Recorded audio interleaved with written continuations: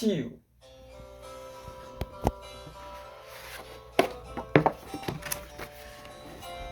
사부 결론. 때로는 인생에 닥친 엄청난 고난이 축복으로 바뀌기도 한다. 제16장 나의 이야기. 우리는 모두 하나다. 당신의 어린 시절에 대해서 간략하게 말씀해 주시겠어요? 이 질문은 내가 그동안 많은 고객에게 했던 것이다. 어린 시절의 이야기를 구구절절히 듣고 싶어서가 아니라 상대가 어떤 패턴을 갖고 있는지 알기 위해서다. 만약 그들이 현재의 문제 때문에 나를 찾아왔다면 사실 그 문제는 오래전에 그들의 패턴에 의해서 만들어진 것이다. 나의 부모는 내가 태어난 지 18개월 되었을 때 이혼했다. 내가 기억하기로는 이혼 당시의 상황은 그다지 나쁘지 않았던 것 같다. 하지만 내가 기억하는 끔찍한 사건은 바로 어머니가 입주 가정부로 일하러 가면서 나를 다른 곳에 맡겼던 일이다. 사람들의 말에 따르면 나는 3주 내내 쉬지 않고 우려댔다고 한다. 나를 돌보던 사람들은 결국 두 손 두 발을 다 들고 어머니에게 연락해서 나를 데려가라고 했다. 결국 어머니는 나를 데려가야 했고 다른 일을 찾아야만 했다. 지금 와서 당시 어머니가 남편 없이 혼자 아기를 키우신 것을 돌이켜보면 감탄할 수밖에 없다. 그러나 그 당시에 내가 신경 썼던 문제는 부모님이 이혼하기 전에 받던 사랑과 관심을 더 이상 받지 못한다는 사실뿐이었다. 나는 어머니가 새아버지를 사랑해서 결혼했는지 아니면 우리에게 집이 필요해서 결혼했는지를 정확히 알지 못한다. 그러나 어머니의 재혼은 성공적이지 못했다. 새아버지는 유럽에서 독일식 교육을 받으며 자란 사람으로 자신이 양육받은 그대로 가족에게 폭력을 휘둘렀다. 어머니가 여동생을 임신했을 때 1930년대의 경제 대공황이 찾아왔다. 우리 가족은 폭력이 난무하는 집에 갇혀서 옴짝달싹 하지 못했다. 당시 나는 5살이었다. 이야기를 덧붙이자면 이웃에 살던 술주정뱅이 노인이 나를 강간한 것이 그때쯤이지 싶다. 의사가 내 몸 구석구석을 검사하던 기억이 아직도 뇌리에 생생하게 남아있다. 나는 증인으로 법정에 참석했는데 모든 사람들의 관심이 나에게 쏠렸다. 로이는 15년형을 선고받았다. 사람들이 나에게 계속해서 네 잘못이야 라고 말했기 때문에 나는 오랫동안 오타한 것 같습니다. 동안이 2번 들어갔죠. 혹시라도 그 남자가 감옥에서 풀려나와 보복을 하지 않을까 하는 두려움에 떨었다. 나는 어린 시절의 대부분을 극심한 노동에 시달리면서도 육체적, 성적 학대를 견디며 지내야 했다. 나의 자아상은 계속 낮아졌고 나에게 좋은 일이라고는 생기지 않는 것처럼 보였다. 나는 이 느낌을 바깥 세계를 향해 표출하기 시작했다. 초등학교 4학년 때 나의 삶이 어땠는지를 보여주는 전형적인 사건이 하나 있다.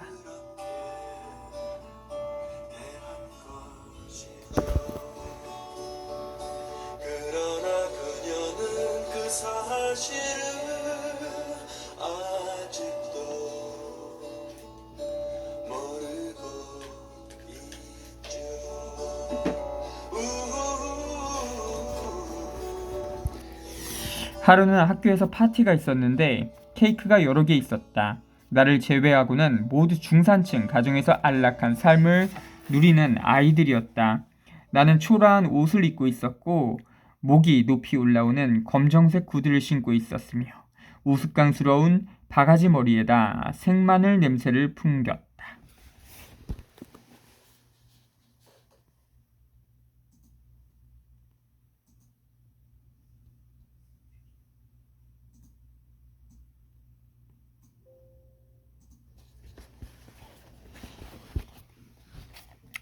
세균이 침범하지 않게 하기 위해서 날마다 생마늘을 먹어야만 했기 때문이다. 우리 가족은 케이크를 먹어본 적이 없었다. 케이크를 살 형편이 되지 않았기 때문이다. 이웃집 할머니가 나에게 용돈으로 매주 10센트를 주었고 생일과 크리스마스에는 1달러를 주었다. 10센트는 우리 가족의 생활비로 쓰였고 2달러는 한 해 동안 이불 싸구려 속옷을 사는 데 쓰였다. 어쨌든 이날 학교에서 파티가 있었고 케이크도 넉넉했다. 선생님이 케이크를 자르자 아이들이 두세 조각씩 집어갔다. 집에서 매일 케이크를 먹는 아이들이 말이다. 선생님이 나에게 다가왔을 때는 물론 내가 제일 마지막이었다. 케이크가 한 조각도 남아있지 않았다. 단 한 조각도. 이제는 케이크를 먹지 못한 이유가 바로 이미 굳어져 버린 생각 때문이라는 사실을 명확히 알고 있다. 내가 가치 없는 존재라서 어느 것도 가질 수 없다는 생각이 나를 맨 끝에 서게 했기 때문에 결국 케이크를 받지 못한 것이다. 그것이 내가 가진 생각의 방식이었다. 다른 사람들은 내가 가진 생각을 그대로 보여주는 거울에 불과했던 것이다. 15살 때 나는 더 이상 성적 학대를 견딜 수가 없었어. 집과 학교를 떠났다. 식당에서 웨이트리스로 일했는데 집에서 했던 힘든 일에 비하면 훨씬 쉽게 느껴졌다. 사랑과 애정에 목말라 있고 자아상이 낮았던 나는 친절하게 대해주는 사람들에게 몸을 쉽게 허락했고 16살 생일이 지난 직후에 딸을 낳았다. 혼자서 아기를 키우는 게 불가능하다고 생각했던 나는 아기를 돌봐줄 좋은 가정을 찾아냈다. 아기를 낳기 전 4개월 동안 오랫동안 아기를 바라던 불임 부부의 집에서 같이 살았다. 아기를 낳기 위해 병원에 갔을 때부터 아기의 이름에는 그 부부의 성이 붙게 됐다. 이런 상황에서 나는 모성애를 전혀 경험할 수 없었고 상실감과 죄책감 그리고 수치스러움만 커져갔다. 가능한 한 빨리 수치스러운 감정을 극복해야 했다. 나는 딸 아이의 발가락이 다른 아기들보다 훨씬 컸다는 사실만 기억한다. 발가락이 큰 것이 나와 똑같이 닮았다. 만일 우리가 만난다면 발가락을 보고 내 딸이라는 사실을 알 수 있을 것이다. 아기를 낳은 지 5째 되는 날 나는 부부의 집을 떠났다. 나는 즉시 집으로 돌아가서 여전히 새 아버지에게 학대를 당하고 있는 어머니에게 말했다. 어머니, 더 이상 이렇게 살 필요 없어요. 여기서 같이 나가요. 어머니는 10살짜리 여동생을 남겨둔 채 나와 함께 집을 떠났다. 새 아버지는 여동생을 끔찍이 예뻐했기 때문에 여동생을 남기고 가는 것이 더 나을 것 같았다. 어머니가 자그마한 호텔에 청소부로 취직하고 자유롭게 편히 쉴 수 있는 아파트로 이사하도록 도와드린 다음에야 나는 내 임무를 다했다는 생각이 들었다. 나는 친구와 함께 한 달만 머물 생각으로 시카고로 떠났다가 30년이 넘도록 눌러 살았다. 어린 시절에 경험했던 폭력과 자신이 가치 없는 존재라는 생각이 결합돼서 나는 계속 나를 함부로 대하고 심지어 나를 때리기도 하는 나쁜 남자들을 인생에 끌어들였다. 나는 남은 인생을 남자들을 원망하며 지낼 수도 있고 계속 나쁜 남자들을 사귀면서 지낼 수도 있었다. 그러나 차츰 직장에서 일이 잘 풀리면서 자긍심이 점차 높아졌고 나를 함부로 대하던 남자들이 인생에서 사라지기 시작했다. 학대당하는 것을 당연하게 여기던 나의 낡은 사고방식이 변하자 그들은 더 이상 내 곁에 있을 수 없어서 떠난 것이다. 그 남자들에게 아무런 잘못이 없다는 뜻은 아니다. 다만 부정적으로 생각하는 나의 패턴이 없었다면 그 남자들이 나에게 접근하지도 않았을 것이라는 뜻이다. 이제 여자를 학대하는 남자는 나에게 아무런 관심도 갖지 않는다. 나의 패턴이 더 이상 그런 남자들을 끌어당기지 않기 때문이다. 시카고에서 여러 해 동안 잡일을 하다가 뉴욕으로 건너간 뒤 운 좋게도 패션 모델이 됐다. 그러나 유명 디자이너의 패션쇼 모델이 되어서도 나의 자존감은 여전히 낮았다. 오히려 모델 일을 하면서 자신의 단점을 더 많이 알게 됐다. 나는 내가 아름답다는 생각을 전혀 하지 못했다. 나는 꽤 오랫동안 패션 모델로 활동했다. 그러다가 멋지고 교양 있는 영국인을 만나서 결혼했다. 우리는 세계를 여행하면서 각국의 왕족도 만나고 백악관에서 대통령과 저녁 식사를 하기도 했다. 멋진 남편을 둔 패션 모델이었지만 나의 자존감은 여전히 낮았다. 그러다 몇 년이 지나서 나는 내면을 다루는 훈련을 하기 시작했다. 결혼한 지 14년이 지난 어느 날 남편이 다른 여자와 살고 싶다고 했다. 좋은 일이 계속 일어날 수 있다고 겨우 믿기 시작한 나는 심하게 좌절했지만 시간이 지나면서 삶은 계속된다는 사실을 깨달았다. 나는 인생에 변화가 일어나는 것을 느꼈다. 어느 봄날, 숫자로 점을 보는 사람이 가을에 인생을 변화시킬 만한 어떤 일이 생길 거라고 말해줬다. 그 일은 너무도 사소한 일이어서 몇 개월이 지나서야 비로소 알아차릴 수 있었다. 정말 우연히 어느 날 뉴욕시에서 열린 종교과학 교회 모임에 참가했다. 처음 듣는 이야기가 많았지만 내 안의 목소리가 나에게 집중하고 들어 라는 명령을 내렸고 나는 그 명령에 따랐다. 일요 예배에도 참석했고 매주 있는 수업에도 참가했다. 더 이상 패션계는 나의 관심사가 아니었다. 허리치수가 늘어날까봐 걱정하고 눈썹 모양이나 신경 쓰면서 몇 년이나 버틸 수 있었겠는가. 고등학교를 중퇴하고 공부라고는 해본 적이 없는 나는 갑자기 지식 탐구에 대한 열정이 불타올라서 영성과 치유에 관해서 미친 듯이 공부하기 시작했다. 종교과학교회는 나에게 새로운 집이 됐다. 교회에 가는 것 말고는 일상생활에 별로 커다란 변화가 없었지만 새롭게 시작한 공부의 대부분의 시간을 보냈다. 3년 동안 공부하고 난 뒤 교회에서 상담가로 활동할 수 있는 자격시험이 있다는 사실을 알게 됐다. 나는 시험을 통과했고 교회 상담가로 일을 시작하게 됐다. 벌써 오래전 일이다. 이 모든 일은 작은 시작에 불과했다. 교회 상담가로 활동하면서 나는 초월 명상가가 됐다. 그 해에 내가 일하던 교회에서는 성직자 훈련 과정이 없어서 6개월 과정으로 아이오와 주의 페어필드에 있는 MIU 마르시스 인터내셔널 유니버시티 대학교에 다니기로 결심했다. 그곳은 나에게 완벽한 장소였다. 입학한 첫 해 매주 월요일 아침마다 우리는 새로운 과목을 배웠다. 이때 배운 과목은 말로만 듣던 생물, 화학, 상대성 이론 등이었다. 토요일마다 시험이 있었고 일요일은 쉬었다. 그리고 다시 월요일이 되면 새로운 과목을 배우기 시작했다. 뉴욕시 곳곳에 널려있던 유흥가가 이곳에는 전혀 없었다. 그래서 저녁을 먹고 나면 모두들 방으로 들어가 공부를 했다.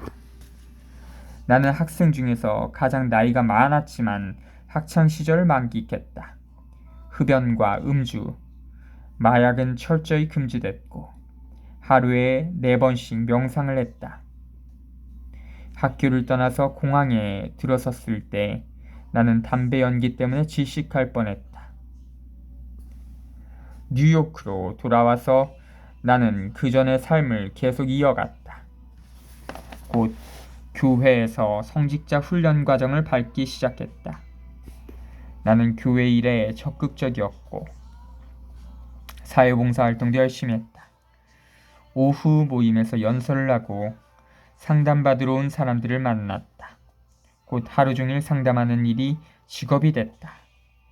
상담을 하면서 떠오른 영감을 정리한 책이 당신의 봄을 치유하라인데 처음에는 단순히 영적 발병 이유를 적은 목록이었다. 머지않아 나는 전국을 돌아다니며 강의를 하게 되었고 대학 강단에도 서게 됐다. 그러던 어느 날 나는 암 진단을 받았다. 5살 때 강간당하고 힘든 어린 시절을 보낸 내가 생식기 주위에 암이 생긴 것은 어찌 보면 당연한 결과였다. 암 선고를 받은 다른 환자와 마찬가지로 나는 완전히 공포에 질렸다. 그러나 상담가로 활동하면서 정신적인 치유가 병을 낫게 하는 데 효과가 있다는 사실을 잘 알고 있었기 때문에 이 기회에 정신적인 치유에 놀라운 효과를 내가 증명해 보일 수도 있겠다는 생각을 했다. 결국 나는 정신적인 패턴에 관한 책을 썼고 암의 원인이 오랫동안 억눌러온 분노가 온몸을 잠식해 버렸기 때문이라는 사실을 알게 됐다. 나는 어린 시절에 그 사람들에 대한 분노를 풀지 않고 버티고 있었다. 이제 나에게 주어진 시간은 얼마 없었고 할 일은 많았다. 치료 불가라는 단어는 많은 사람을 겁먹게 한다. 그러나 나는 이 단어가 외부 요인으로는 치료할 수 없으므로 내부에서 치료법을 찾아야만 한다는 뜻이라고 생각한다. 만약 내가 암을 제거하기 위해서 수술을 하고도 여전히 암의 원인이 된 정신 유형을 바꾸지 않는다면 자꾸 암이 재발해서 의사들이 내 몸을 완전히 조각내어야 했을 것이다. 나는 절대로 그런 일이 벌어지게 하고 싶지 않았다. 만약 내가 암세포를 제거하는 수술도 하고 그 원인이 된 정신적인 유형도 없앤다면 다시는 암이 재발하지 않을 것이다. 만약 암을 비롯하여 병이 재발한다면 그 이유는 의사가 완전히 제거하지 않아서가 아니라 환자가 정신적으로 변화하지 않았기 때문이다. 그래서 환자는 계속 같은 병에 걸리는 것이다. 다만 발병하는 신체의 부위만 달라질 뿐이다. 또한 나는 우리가 암을 일으키는 정신적인 유형만 깨끗이 없앤다면 수술을 하지 않고도 암에서 벗어날 수 있다고 생각한다. 내가 수술받을 돈이 없다고 했을 때 의사들은 마지못해서 3개월의 말미를 줬다. 나는 곧바로 스스로 몸을 치유하기 시작했다. 치유 과정에 도움이 될 만한 방법을 찾기 위해 온갖 책을 탐독하며 연구하기 시작했다. 여러 식료품 가게를 돌며 암과 관련된 책을 모조리 샀고 도서관에 가서 암에 관련된 책을 더 찾아서 읽었다. 발 마사지와 장세척을 하면서 암을 치료하는 데 도움이 될 것이라고 생각했다. 운이 좋게도 나는 도움이 되는 사람을 많이 만날 수 있었다. 발반사법에 관한 책을 읽은 후 발반사법 치료사를 찾고 싶은 마음이 간절해졌다. 어느 날 나는 강의를 듣게 됐는데 앞줄에 앉던 평소와 달리 그날은 왠지 뒤에 앉고 싶었다. 그래서 뒤에 앉았는데 어떤 남자가 들어와 옆자리에 앉았다. 알고 보니 그 남자가 바로 발반사법 치료사였다. 그는 2달 동안 일주일에 3번씩 우리 집에 찾아와서 치료를 해줬고 그것은 정말 큰 도움이 됐다. 나는 전보다 훨씬 많이 자신을 사랑해야 한다는 사실을 알았다. 어린 시절에 사랑을 받지 못했고 자신감을 가지도록 가르쳐준 사람도 없었기에 나는 그들의 방식대로 계속해서 자신을 비난했으며 자기 비난은 자연스러운 일이 됐다. 교회에서 상담을 하면서 나는 자신을 사랑하고 있는 모습 그대로 받아들이는 것이 중요하다는 사실을 깨닫게 됐다. 그러나 정작 나 자신을 사랑하는 일은 계속 뒤로 미뤘다. 항상 오늘까지만 먹고 내일부터는 다이어트를 하겠다고 결심하는 것처럼 말이다. 그러나 이제 암에 걸렸으니 더 이상 미룰 수가 없었다. 처음에는 거울 앞에 서서 루이스, 난 너를 사랑해. 난 정말로 너를 사랑해 라고 말하는 것이 너무나 어려웠다. 그러나 계속할수록 삶에 변화가 생기는 것이 느껴졌다. 예전에는 항상 자신을 비하하던 내가 거울 앞에서 하는 훈련 덕분인지 더 이상 나 자신을 깎아내리지 않게 됐다. 진전이 생긴 것이다. 나는 어린 시절부터 품어왔던 분노의 감정을 깨끗이 정리해야 했다. 더 이상 다른 사람을 비난하지 말아야 했다. 내가 어렸을 때 정신적으로, 신체적으로, 성적으로 심한 학대를 받은 것은 사실이다. 그러나 그것은 모두 오래전 일이므로 현재 내가 자신을 학대하는 것에 대한 병명거리가 되지 못한다. 암세포가 내 몸을 갉아먹는 이유는 스스로를 용서하지 않았기 때문이다. 나에게 일어난 사건 자체를 볼 것이 아니라 어떤 종류의 경험 때문에 어린아이를 학대하는 어른이 되는지를 이해할 때가 되었던 것이다. 나는 뛰어난 심리치료사의 도움을 받아서 그동안 눌러왔던 어린 시절에 대한 분노를 모두 표출했다. 베개를 때리고 큰 소리로 고함을 지르면서 말이다. 그렇게 하자 몸과 마음이 깨끗해지는 듯했다. 그리고 나서 부모님이 들려줬던 당신들의 어린 시절에 대한 이야기를 정리해봤다. 그들의 인생을 큰 그림으로 보기 시작했다. 어른의 관점으로 더 넓어진 리에어력으로 바라보자 그들의 고통에 연민이 느껴지기 시작했다. 그리고 원망이 조금씩 사라지기 시작했다.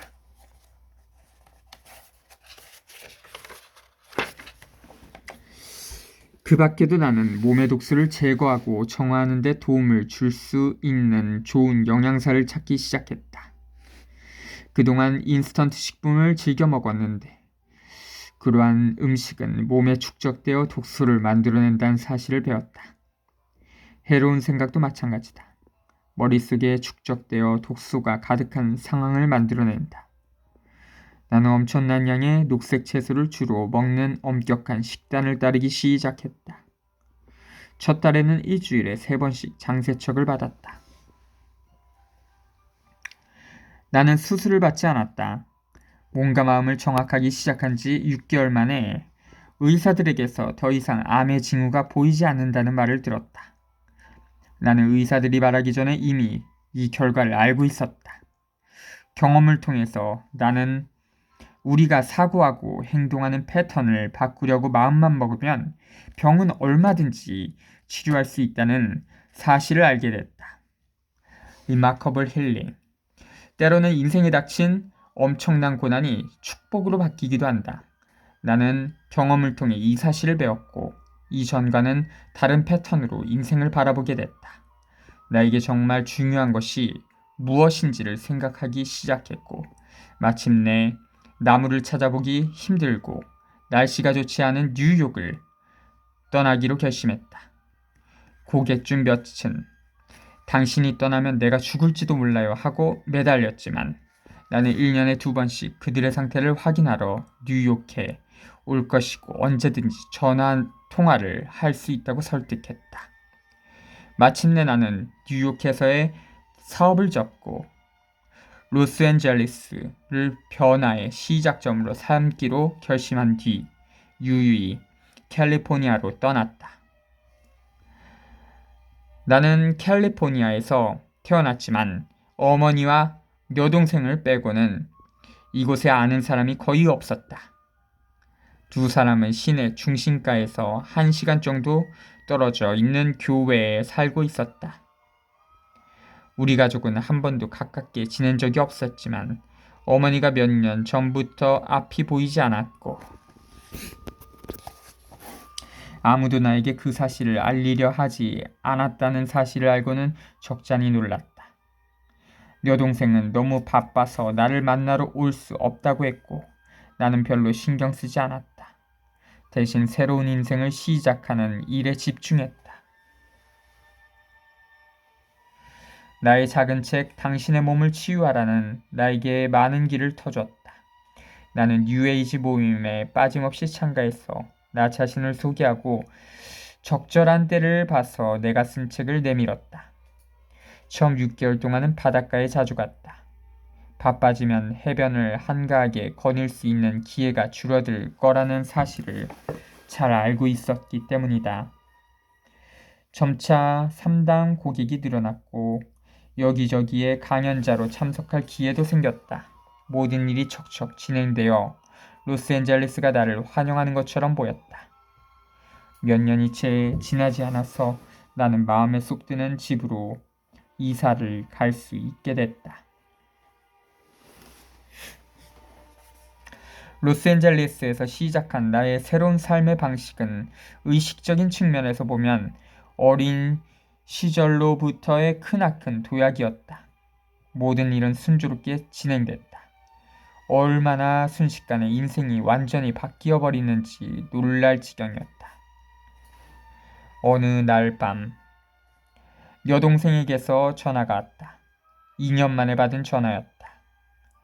그녀는 이제 90세가 된 눈멀고 기도 먼 어머니가 넘어져서 허리를 다치셨다고 했다.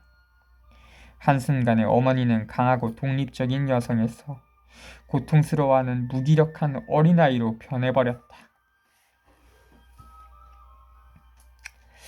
어머니의 허리가 부러지면서 내 동생을 둘러싸고 있던 비밀의 벽도 부서졌다. 마침내 우리 세 사람은 대화를 하기 시작했다.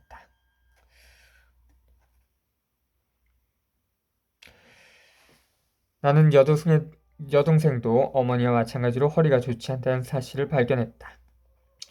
그녀는 앉아 있거나 걸을 때조차 고통스러울 정도로 허리가 아팠다. 그녀는 아프다는 사실을 누구에게도 말하지 않았으며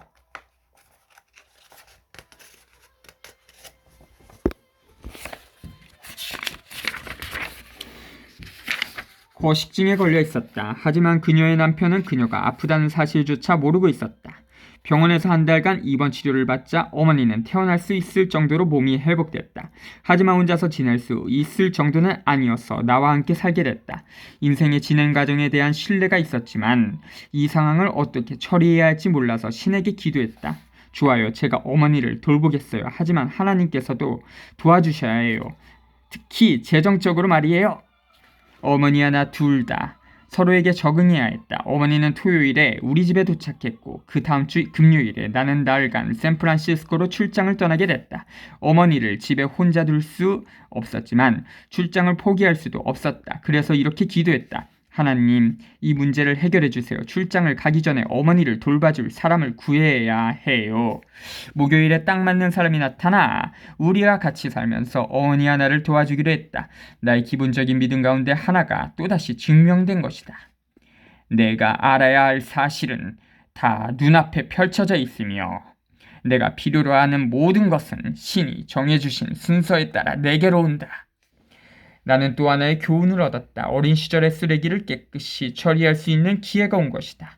어머니는 내가 어린아이였을 때 나를 보호해주지 못했다. 그러나 나는 지금 어머니를 보살펴드릴 수 있다. 어머니와 여동생의 관계도 새로운 국면을 맞게 됐다. 여동생에게 필요한 도움의 손길을 내미는 것은 정말 이제 하나의 도전이었다. 내가 수십 년 전에 어머니를 구출하고 난 뒤 새아버지가 여동생에게 화풀이를 해댔기에 성격이 삐뚤어져 있었던 것이다. 나는 동생이 아버지에게 맞아서 생긴 몸의 상처가 공포와 긴장감 그리고 자신을 도와줄 사람은 아무도 없다는 생각과 결합되어서 엄청난 상처를 그녀에게 안겨줬다는 사실을 알게 됐다. 이제 그녀를 구출하려는 게 아니라 단지 그녀의 인생이 바른 방향으로 향해 갈 수 있도록 선택할 수 있는 기회를 주고 싶었다. 시작은 쉽지 않았다. 그리고 지금도 여전히 그녀를 돕기 위한 과정이 진행 중이다. 우리는 다양한 치유의 과정을 밟고 있으며 여동생은 내가 제공한 안전한 환경에서 더딘 진전을 보이고 있다. 어머니는 여동생과는 달리 빠른 진전을 보이고 있다. 어머니는 하루에 4차례나 운동을 하며 몸이 튼튼하고 유연해졌다. 내가 보청기를 해드리자 소리를 듣게 된 어머니는 삶의 흥빈을 되찾았다. 어머니의 종교관에는 위배되지만 백내장 수술도 받게 됐다. 곧 어머니는 다시 눈으로 세상을 바라볼 수 있게 됐으며 이를 지켜보는 우리는 매우 기뻤다. 어머니는 다시 책을 읽게 되었다며 무척이나 행복해하셨다. 어머니와 나는 이제 시간을 내어 서로 앉아서 이야기를 나누기 시작했다. 예전에는 한 번도 해본 적이 없는 일이었다. 대화를 통해서 서로를 새롭게 이해하게 됐다. 이제 우리는 함께 울고 웃으며 서로를 껴안게 됐다. 때때로 어머니는 내 과거의 상처를 끄집어내시는데 그럴 때면 나는 아직도 버려야 할 것이 더 있다는 사실을 알게 된다. 어머니는 몇 년 전 평화롭게 세상을 떠나셨다. 나는 어머니가 그립고 여전히 어머니를 사랑한다. 우리는 함께 할 수 있는 일을 모두 다 이루었으며 이제 우리 두 사람은 자유롭다.